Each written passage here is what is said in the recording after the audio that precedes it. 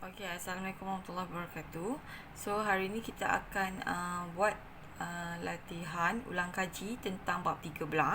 Okay, so kamu dah belajar habis untuk topik semua. So, kita tengok balik apa yang perlu kamu kuasai untuk bab 13. Pertamanya adalah tentang ruang sampel.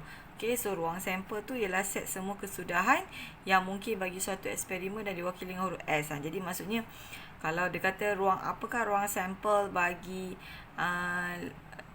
jantina. Jadi kalau jantina, ruang sampel yang kita akan ada dua je lah kan.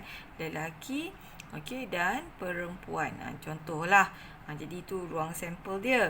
Kan? Jadi maksudnya apa yang ada lah. Kemudian peristiwa adalah set kesudahan yang memenuhi syarat bagi suatu ruang sampel dan merupakan subset bagi ruang sampel. Jadi maksudnya kalau ini dinamakan ruang sampel. Okey, so dalam ni adalah peristiwa lah. So ini adalah subset, dia subset dekat dalam ni. Contohnya, okey, kalau saya kata kalau tadi ruang sampel kita lelaki dan perempuan, okey, jantina kan, saya kata ruang sampel bagi jantina, lelaki dan perempuan lah. Jadi kalau peristiwa tu saya kata keadaan kita dalam memilih seorang pelajar lelaki. Jadi maksudnya kita tahu A itu adalah lelaki. Okey.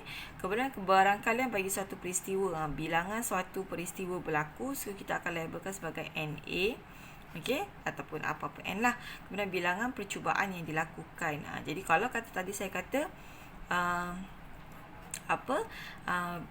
ruang sampel tu lelaki dan perempuan, jadi maka NS dia adalah, bilangan sampel dia adalah 2 kan. Jadi kalau saya kata peristiwa saya adalah seorang lelaki, maka NA dia adalah 1 kan. Jadi untuk dapatkan kebarangkalian, maka 1/2. Itu maksud dia.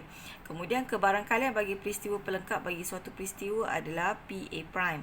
Jadi maksudnya dikatakan kebarangkalian bagi A dan kebarangkalian bagi A prime adalah 1. Betul lah kan?